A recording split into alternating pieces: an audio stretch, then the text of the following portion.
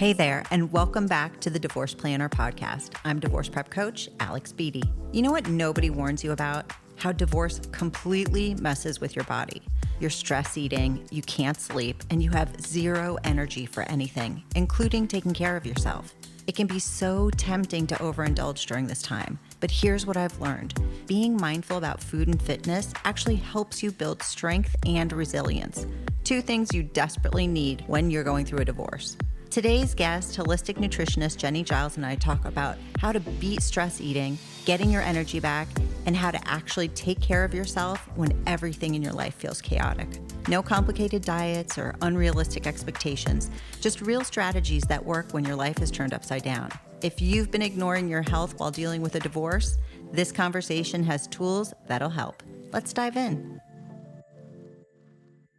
Jenny, the reason I really wanted to have this conversation with you is because when you're navigating a huge life challenge like divorce, it can really put you in a position of detriment to yourself because we tend to put ourselves, especially as women, last on the list. And when you're navigating the end of a marriage and an unknown future, it's really easy for us to shut down and sometimes, honestly, self-sabotage in a way, whether it is too much booze, food, not enough exercise, maybe too much online shopping. Those are quick, easy escapes. And what ends up happening is then you're adding another problem, right? That you don't need into your life at a time where you really need to kind of have the wherewithal to make smart choices, to feel in your body and good and clear and energized. And so what you do, I think, really works hand in hand with women going through this transition. So I'm just going to kick it off. I love you have coined the phrase lazy healthy. So many women going through a divorce turn to food for comfort. So what are your top 3 lazy healthy strategies to break the stress eating cycle without feeling deprived or implementing some sort of strict diet, which I think we're all over the diet culture? Yes, for sure. And I appreciate what you said too, of especially for women. We're spinning a lot of plates and a lot of juggling and doing a lot of things, and overwhelm, burnout, all of this is really common. And then all of a sudden thinking about like, what am I going to eat? How am I going to move my body? Like it just feels like the last thing that you want to do when you're just trying to survive. So when you're doing that, I would say one thing that I really want to highlight is don't fight yourself. If you are really in it and you are struggling, allow it. And don't try to take on too much at once. And if you're really in the depths of it and all that, and all you can think about is just eating carbs and mac and cheese at night, okay, but I've got lazy, healthy hacks to help with that. It's like just tweaking a little bit, but giving yourself grace of, okay, this is what I want. I'm really just trying to nourish. I mean, there's a reason we want carbs. They give us feel good dopamine and serotonin and things like that. So they're helpful, right? And don't want to wipe those out. But I love tweaking things. Like if you're normally like, I just want to sit on the couch and eat a bag of chips. Great. Grab some chips. Can you also put like a Greek yogurt dip with some high protein ranch type of thing with some carrots and cucumbers along with the dip? So that you're not like face diving into the chips, you're getting them, you're getting that need met, and also making it more of a balanced snack. I love Greek yogurt for that to make dips, but I mentioned mac and cheese before. You know, you can use bone broth, you can add vegetables, chicken, like do the box mac and cheese, curl up, but also boost it, balance it a little bit more. And I even like thinking about like, if you want pancakes, things like that, like adding cottage cheese, ways to just allow yourself to have those things, but boost the nutrition a little bit so that it balances your blood sugar, makes you a little more balanced, satisfies you so your cravings aren't all over the place, and just it helps you feel nourished in both ways because we do nourish emotionally, and that's okay. Yeah. Oh, I love that you are owning it. You had posted a mac and cheese recipe on your reels, which I thought was brilliant. Like, I love that you come from a place of, yeah, by the way, we're normal people. This is the normal stuff we have in the kitchen, or I'm eating leftovers from the kids, but you're always building on that to make sure that you're hitting all of these protein goals, these fiber goals, so that it's like that old adage, you just hide the dessert in all the nutritional stuff, which is true, so that you're checking all the boxes. You're really taking care of yourself. Yeah. When I'm working with clients or just posting on the blog about divorce and self-care, as you mentioned, It's like going through, as a woman, especially in midlife, going through the transition of a marriage to a single person and whatever other physiological transitions you're actually going through. It can be a tsunami. So these little actionable steps that you're always offering on social media, I think are fantastic and so easy to follow. As we said, like divorce is not just emotionally challenging, but physically challenging. So, how can women really boost their energy levels when they're feeling overwhelmed, sleep deprived, and struggling to maintain like a consistent self care routine, but they're juggling a job, maybe in or out of the house? They're juggling kids, they're juggling dealing with attorneys, as well as all of life's other pressures. Yeah, we're all trying to find little tricks and little hacks because you can't just overhaul your life overnight in lots of ways. So, you said this too with being sleep deprived. And the irony of that is it's my number one. Sleep is, she's the queen of all the things. Yeah. And if you're not sleeping well, I don't want to work with anything else. We've got to get that underway. And with midlife and all of this, there's a lot of stuff that's coming up hormonally and all this that's making us maybe wake up in the middle of the night or whatever. And it's hard to get good quality sleep. But doing all the things to help with that because it sets the tone for your whole day. And studies on how it affects your blood sugar. Like you eat a cake at 4 o'clock on a day that you've slept well versus you eat a cake at 4 o'clock on a day that you haven't. It's a totally different response. It's putting you in more of a fight or flight response, which is the opposite of what we want when we're going through this transition phase. So sleep, that's getting your room cold, dark. Eye mask can feel a little bit calmer to get rested. If you're waking up in the middle of the night, maybe putting in a little meditation or earbuds, something to just get yourself sleeping. I also encourage people, don't focus on working out, just walk. Getting out in nature wherever you are, even if it's freezing cold or whatever, just a little bit. Again, the science is really clear that 10 minutes can change your mood and you can really shift how your brain is feeling and how more awake you're feeling. If you do have a bad night's sleep, like we just talked about, it just didn't work out for you. If you can get some sun and just a stroll for 10 minutes, it will help you boost and get the energy that you need. If it's in the middle of the day and you're like, all I need is an extra coffee, try a walk and see how that goes for a while. It really makes a huge difference. And a big thing that I'm preaching all the time and trying to preach to myself is slowing down in all the ways. It is so hard, but we are, like I said, spinning, juggling. We're doing so much. There's a culture of multitasking. And yeah, I think we need to be doing less. More that you can slow down and be mindful in just the little things that you're doing in life, right? Don't do so many things at once. If you're going to go make your coffee, make your coffee. Just be there making your coffee, slowing down. It really does slow your nervous system down to do things in a slow pace, which then helps you feel a little bit more grounded, a little less reactive. And when things are getting a little crazy, just to slow down in general makes a huge difference. And it is such an easier said than done. We'll be back after a quick break. Feeling overwhelmed about the possibility of a divorce and not sure where to start? Book a free 15-minute strategy call with me. During our time, we'll talk about where you are in the process and what next steps could be. To schedule your call and learn more about my coaching program, head over to www.thedivorceplanner.net/coaching. Let's get back to today's episode. Everything that you're talking about, we're talking about sleep, we're talking about getting outside, we're talking about exercise, we're talking about things like journaling, because going back to the beginning of what you said in that answer, we're going through a high stress time. I've been listening to the podcast Reinvent Yourself with Dr. Tara. She is a scientist, like a neurological scientist. She was a psychiatrist.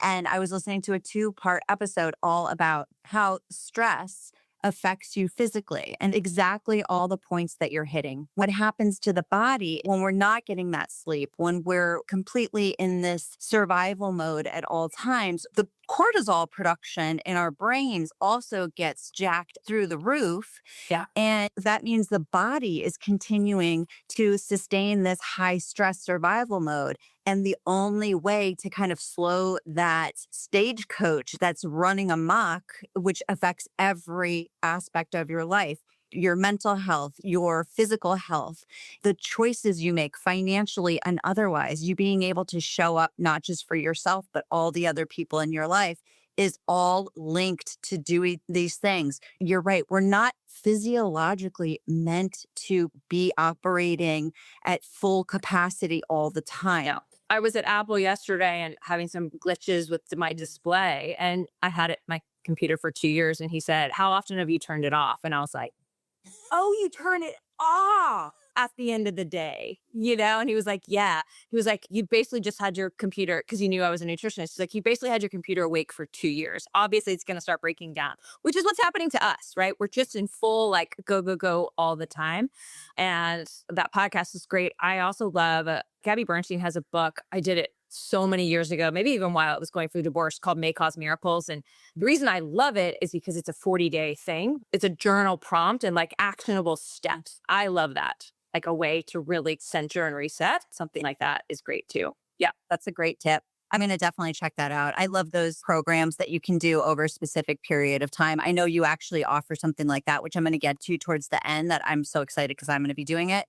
But when we're talking about women going through a midlife, and when we're talking about what we need, and when you're going through times of stress, it's like our requirements to make this vessel actually run properly change dramatically. And so I know I'm always seeing all over social media, you need more of this, you need more of this, you need more of this. But I just wanted to kind of dive in and ask you, what specific nutrients or dietary adjustments can women going through a divorce support their physical health and mental health and reduce inflammation and build like kind of everything that we need, muscle, brain power during this time? Because when you're in midlife, which by the way, midlife is starting at 35, we're talking about 35 until about 60. Yeah. So, what nutritional supplements can we be adding in to really optimize our health?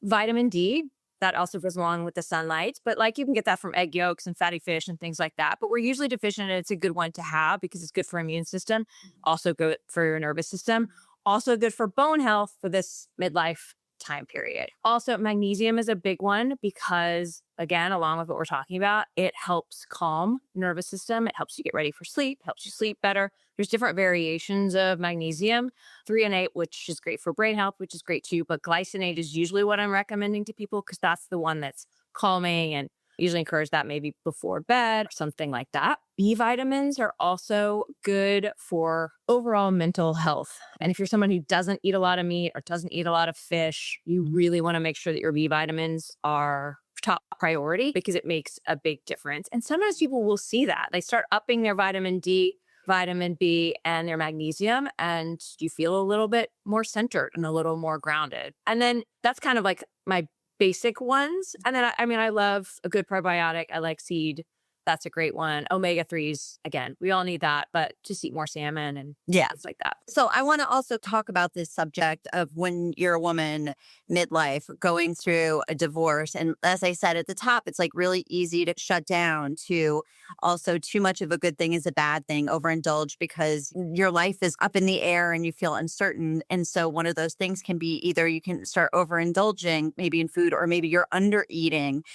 Everybody reacts differently, but what are some mindful techniques that can help women reconnect with their body's hunger and fullness cues, especially when they're going through major stress and uncertainty? Yeah. Well, one kind of goes back to what we talked about. If you can slow down eating, it really helps you not overindulge, really enjoying that. I call it like less pantry drive-bys, less of the like go by and I'm going to take a bite and I'm going to pretend it didn't happen or whatever. Go do it and eat it and sit down and enjoy it. Like really be mindful of it. If you're going to go get an ice cream cone because you're just like, oh my God, it was a terrible day, with the attorney or whatever it is. And you're like, I just need to go get ice cream. Go get the scoop, go walk while you eat it and savor it. And don't have shame or guilt feelings around it. Just like you said, owning it, being with it, really overall has you eating less of those kinds of things overall. We've come from such a diet culture BS. We've been on some sort of restriction place all different points in life, whether it was Atkins when we were in our 20s or whatever. Ignore any of this trying to restrict unless you have some sort of health issue with things, and just take that in and make it a point to make time for those things. A lot of times I say to people, like, if there's something that you're really wanting, also creating a pause Like maybe you're just thinking, oh my gosh, yes, I do want to go grab that ice cream from Jenny's. Okay, great. Maybe give it a beat. If it's at home, give it 90 seconds, see how you can feel in your body. Could I give this 90 seconds and maybe not let this craving kind of take over? Or, yeah, I am going to go get ice cream, but I'm going to do it tomorrow. Set a date for yourself, give yourself time to put it in the future so that it's not, and we're all in kind of an instant gratification place. Just create a pause for yourself to do that. And then a little bit to what I said before too, if it's in the moment and you're doing that, try to create balance around it because again, it has you eating less potato chips when you're building things around that. And then I'll also say I call it a power plate. It's what I talk to with my members and clients, things like that, of if you're building your meals that way, it gives you better blood sugar response, which means less of a rise and a crash. And the crash is when you are reaching for more energy, fuel. And our fastest way to get that is like a refined carbohydrate or something like that. So if you can keep it more stable, then your cravings are really more minimal. And I know everyone has a different stress response. And sometimes it's overeating and sometimes it's not eating. Or both of those things happen. And so you just want to try to nourish the best way that you can to keep yourself balanced if you're on either side of that. And the more that you can have a balanced power plate meal, then you will have less cravings, less of a kind of erratic energy, and feel more grounded and have kind of like just a better foundation. And it makes things much easier. We'll be right back after a quick break. Subscribe to the Divorce Planner's weekly newsletter and get divorce prep tips, financial planning tools, and expert insights delivered discreetly to your inbox. Sign up at www.thedivorceplanner.net. Let's get back to today's episode. So two things that you really are known for are these lazy, healthy hacks, as well as the power plate. So for people, there are visual representations of exactly what she's talking about on her Instagram page. And I love that you actually offered the fact that you too have gone through a divorce. I really try and invite people on to talk about their area of specialty who have gone through this process because you understand firsthand as a woman who went through this, kind of what the experience is and where to be able to help others navigate it a lot more easily. So thank you for sharing that. What do you think is one of the big things that when you were going through your own divorce that you felt like, oh, I really needed it. I didn't realize this. I needed this. And I see now I was doing this. Yeah, I mean, doing too much, Yeah. trying to take on too much. And I really took a practice of building a meditation practice, which was not something I'm a doer and a busybody. And like, that's a waste of time, right? Like, why would I do that? That's a total waste of time for me. I need to get to my computer. I've got to get to do the thing. But again, the science is clear. If you can calm yourself, and I'll talk about different variations of meditation, but if we take 10 minutes, 5 minutes to do a meditation, it makes you more productive. It makes your brain better, going back to that, like less multitasking, right? If you can just if you slow your brain down and all of that, then you're able to actually be more productive. And if it's not a full, I'm going to go sit and zen out and do a meditation, and that's not for you, because I get that too. I am more in a phase of I'm trying to work on just overall mindfulness. And I feel like that practice kind of grew and took time. And I think that's also something.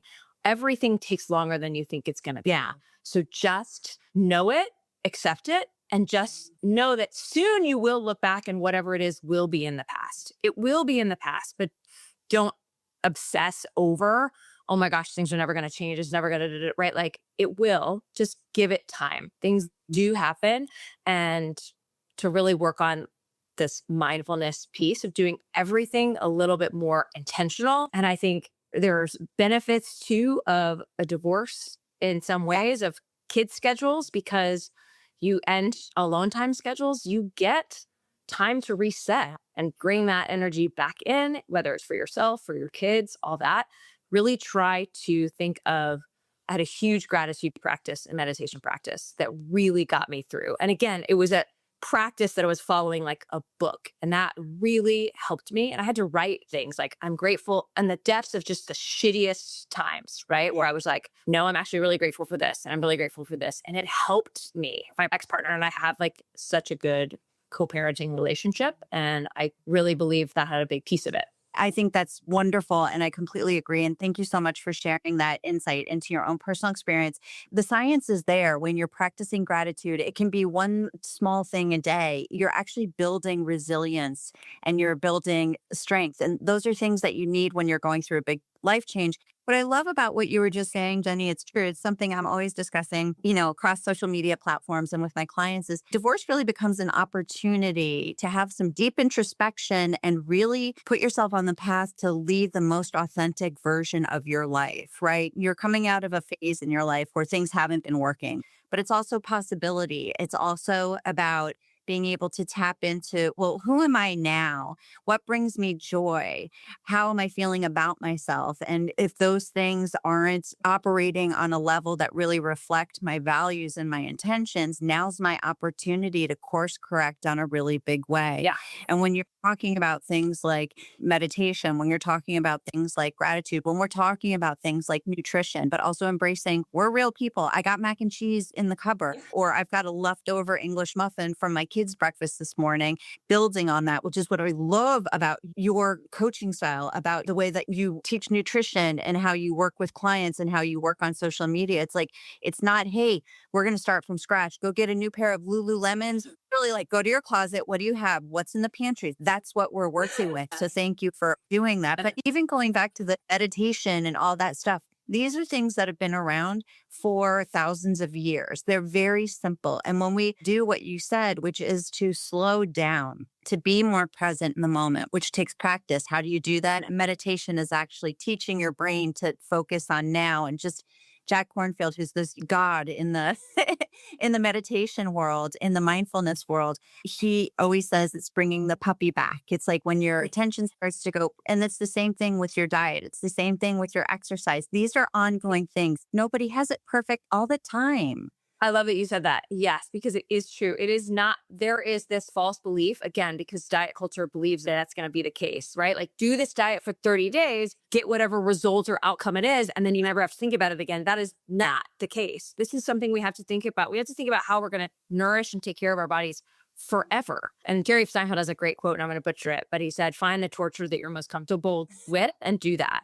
Like, you have to find what works for you and your individual life and style and all these kinds of things, because that's what's going to make something sustainable. That's what's going to make you consistent. Like, if I had to get up and go to a gym, drive, go parking, put a thing in, wait for somebody to get off at some weights, that's a lot of barriers for me to go work out. Yeah. That's me particular, right? I just have to go to my garage and I can go in my slippers. There's a lot less barriers with that. So learning yourself and figuring out, yes, what's baby steps along the way is going to create more sustainability and more consistency. And that's a huge message for me. Just start small and you'll see a difference. Don't try to get ahead of yourself or you'll hit the wall. If you're somebody who goes 110 out of the gate, you're going to hit the wall eventually. I don't know when, but you're going to hit the wall. So it's better to just start so you can at least grow that.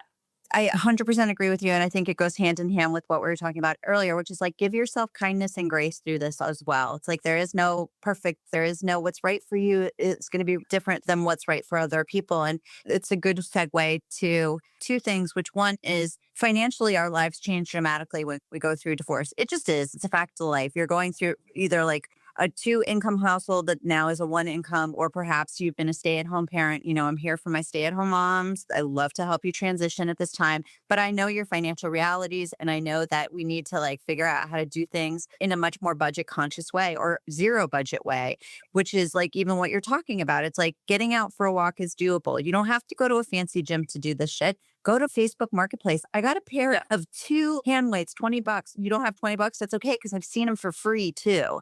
So it's like there are opportunities for you. Lazy Healthy with Jenny Jiles is another one. I kind of want to segue into if people want to work with you, learn more about you, how can they do that, and what programs do you offer? First, obviously, I do one-on-one clients. If you want specific one-on-one coaching, which is private, all that, then my Jumpstart, which, yes, I love. I'm so excited. Alice is doing it with me. It's a group coaching program. We're going to go through all of the pillars. I call it my blueprint of health and kind of work through all of these things. You'll learn a lot, you'll grow, you'll get a community of women. I think it's awesome. If that feels like, ooh, maybe you don't want to do a group or don't want to do one-on-one, I have just my membership program, which is a membership community, and it's got tons of resources in there. It's my full recipe library. I do weekly Q&As. I have a private podcast, like all that is in there. And that's a really good place to start. Obviously, also, if you don't know me, right, you kind of want to get my vibe and all that, that's a good place to start in the membership. And then when we fall in love, then you can do one of the other programs together. Oh, that's great. Again, Jenny Jiles, thank you so much for joining me today. That's a wrap on today's episode. I hope you found it helpful. For more free resources, check out my blog at www.thedivorceplanner.net/blog. You'll find articles on how to emotionally and financially prepare for divorce, gain insights into the process from divorce experts, and empower yourself with tips and tools that make your divorce journey easier. And you can follow me on Instagram at the.divorce.planner, on Facebook at Divorce Prep, and on YouTube at The Divorce Planner for daily divorce prep tips and support. I've helped hundreds of clients and thousands more with my digital divorce prep tools prepare for divorce, and I'd be honored to support you too. I'm Alex Beatty, and this has been the Divorce Planner Podcast. Until next time, remember, divorce is hard. Preparing for one doesn't have to be.